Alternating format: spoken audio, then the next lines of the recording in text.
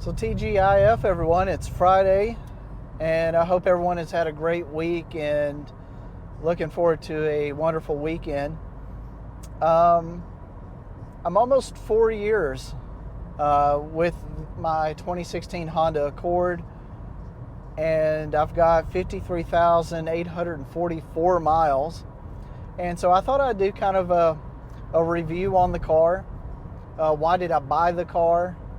What do I like about the car? What do I dislike about the car?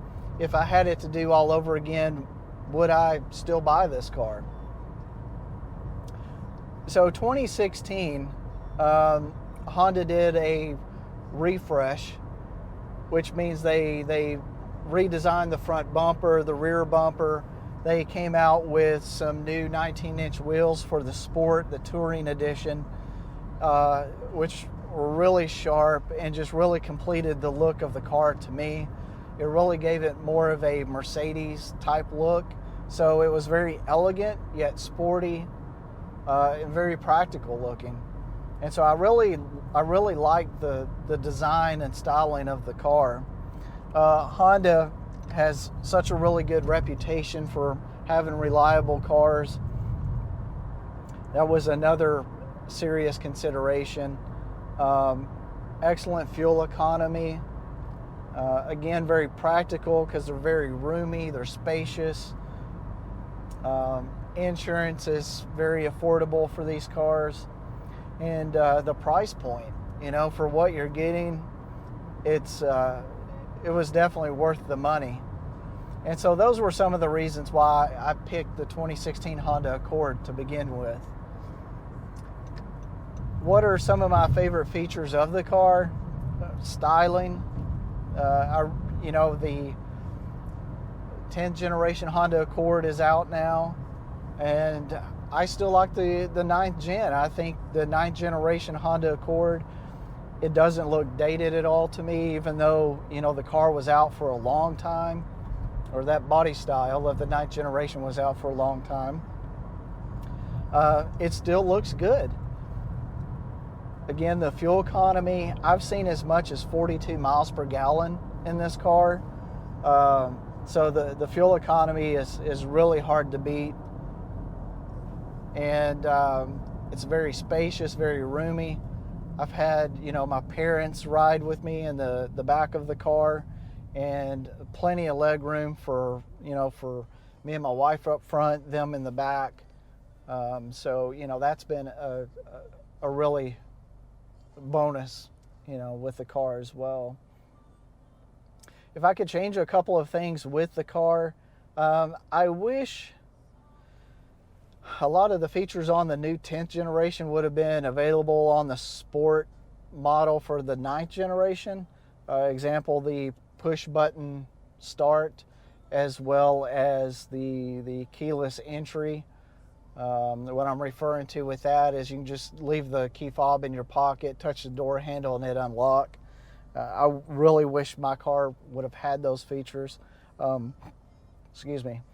Also, the audio system. The audio system in this car when it was stock was just absolutely horrible. But I did upgrade it, and very happy with my results. Aside from that, I don't think there's anything that I would change on the car that I really disliked. Now, when I purchased the car,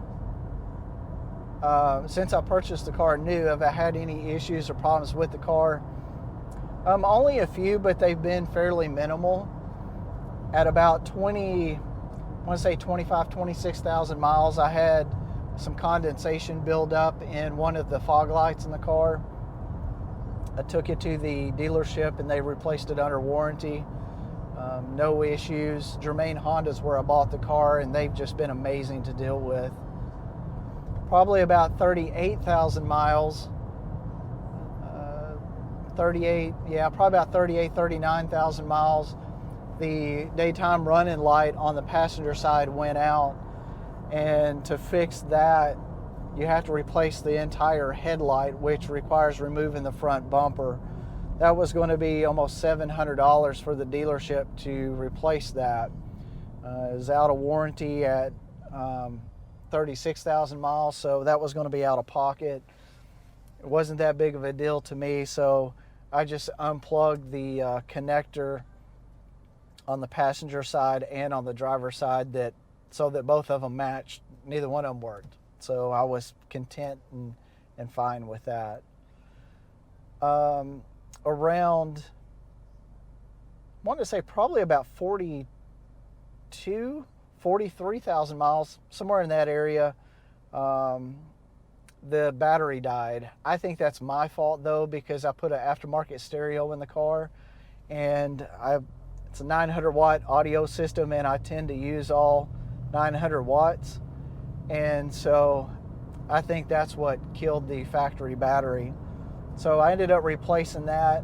I put in a higher amperage battery, which cost me about $160, and I haven't had any issues since.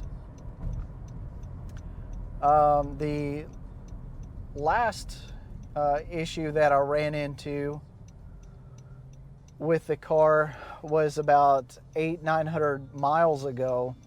The driver's side daytime running light went out in the car, and fortunately Honda had released a TSB, a service bulletin, where they would replace all of the daytime running lights in the cars for up to 10 years, unlimited mileage. And so they've since replaced both headlights in the car, and I've had no issues since. So out of those 4 issues that I've had with the car, only the battery has been out of pocket. Everything else was covered underneath warranty. So I'm very happy with it. You know, things are going to happen. I completely get and understand that. So not really that big of a deal to me. What else? So what upgrades have I done to the car? Well, the first thing I did to the car when I got it was ceramic tint the windows. So I've got 70% Lumar ceramic tint in the front. I have 35% on the sides, and then I have 20% on the back sides and the rear window. And that has made such a huge difference, especially living in Florida where it's extremely hot. So that was the first thing I did. The second thing that I did was I upgraded the headlight bulbs to HIDs. I got 5000K HID bulbs in the headlights. I replaced all of the bulbs in the car with 5000K LEDs. I got all of those from EX LED USA, I think was the name of the company. They're fairly common on the Honda Accord forums, and those have been really nice. Really adds more of a high-end look to the car. You know, when you open the doors, a very crisp white light. I installed a Blackview, I think it's a DR650W 2-channel dash cams. I've got one in the front, one in the back. I did that. Then I also installed a Escort 360 Max with a blend mount on the mirror, which is up here. I don't know if you can see it. What else have I done? I've upgraded the stereo system in the car, which was a pain in the butt, but I got a Kenwood head unit in the dash, 900 watt 5-channel amp under the seat, Focal speakers all the way around, with a JLW3 sub in the trunk, and really impressive with that. I did a full video on that, so if you want to take a look at that video, you're more than welcome to. I also sound deadened all of the doors inside out, the trunk, the rear shelf back there. I did that as well. What else have I done? I also installed a hitch on my car because I like to go riding on my bikes, and so I didn't want to stick my mountain bike in the trunk of the car and get it all dirty and nasty. So I have a 1UP USA bike rack which goes into the hitch that just sits on the back of my car, and that works really perfect.